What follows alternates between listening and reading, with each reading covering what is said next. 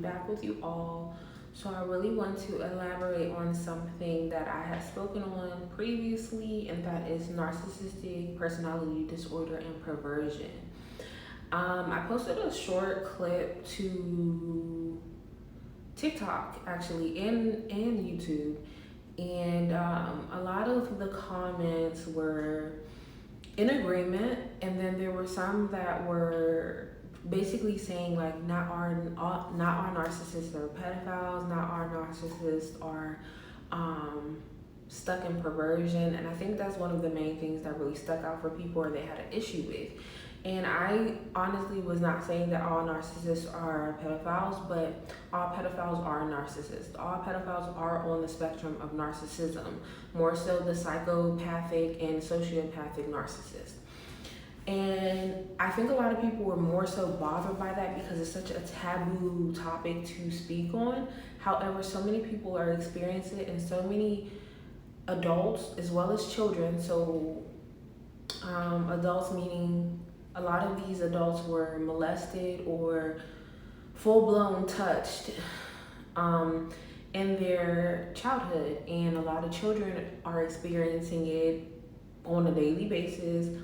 And it's something that's really overlooked. Like, I could pinpoint one community or one culture, but I came to realize that worldwide is something that is usually swept under the rug. Is something that the person who experienced it usually gets blamed for, and it's something that's so taboo that a lot of people don't even want to talk about it or prepare their children for it or protect their children from it by speaking about it, because this is real life and it's happening every day. Actually, when it comes to narcissistic personality disorder, in my situation, this was one of the things that really propelled me into where I am now, and it really shook me into a space where I'm like, okay, this is all the way wrong. There is something wrong. Like, all of the qualities of a narcissist are, it takes you back, like repeating yourself constantly, and the person is like they're just not getting it. The triangulation, how they treat you in different, there's a bunch of things that are red flags. This one really opened my eyes, and I couldn't shut them, because yes, these people will target children and they will use children as sexual sense of supply, and they'll have no remorse for it. If you do find out about it, if you do try to check them about it, they'll make you the enemy, and they will full-blown go into attack mode upon you. So I felt it's my duty as someone who have experienced this in various ways to speak on it, and I'm not going to shy away from that conversation, because it's one of the most traumatic things that happens to the victims of narcissistic personality disorder. So it needs to be spoken about. One of the bullet points that really took people back is me saying that, and it wasn't traits of a narcissist, it was the secrets of a narcissist. And one of the bullet points, it said that they were attracted to minors / legal, barely legal individuals. Meaning, like, okay, some of these victims are not minors, but they are barely legal, or they're extremely younger, or sometimes extremely older than the narcissist. But specifically when I'm speaking about it, I want to talk about, the minors, and then those who are barely legal, because that is a vulnerable group in a different sense. And that's exactly how I got caught up in it as well.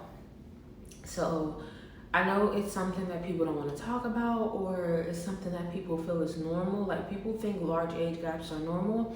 I fully stand by the fact that large age gaps are 9 times out of 10 going to be rooted in perversion.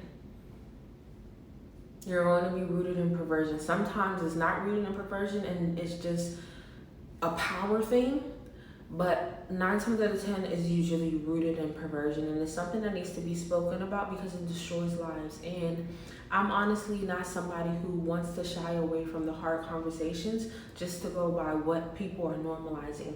Even if your grandpa did it, even if your great grandpa did it, Even if people think it's normal now, I do not care. The spirit of perversion is so wicked and it ruins lives. Another thing that I pointed out in that video was their addiction to pornography. And I think that's something that a lot of people just pass off as normal, and it's not. It's not. Even if you're not a narcissist, just again, that spirit of perversion opens doors to so many different things.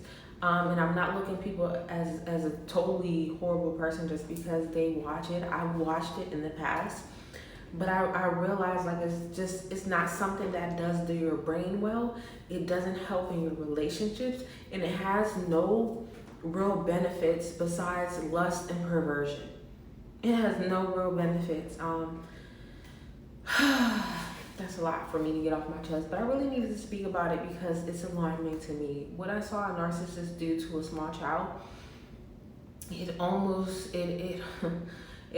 broke me into a whole bunch of pieces. It really did. And as someone who has been an advocate for children for almost 10 years now, it's not something I can sit around and play with.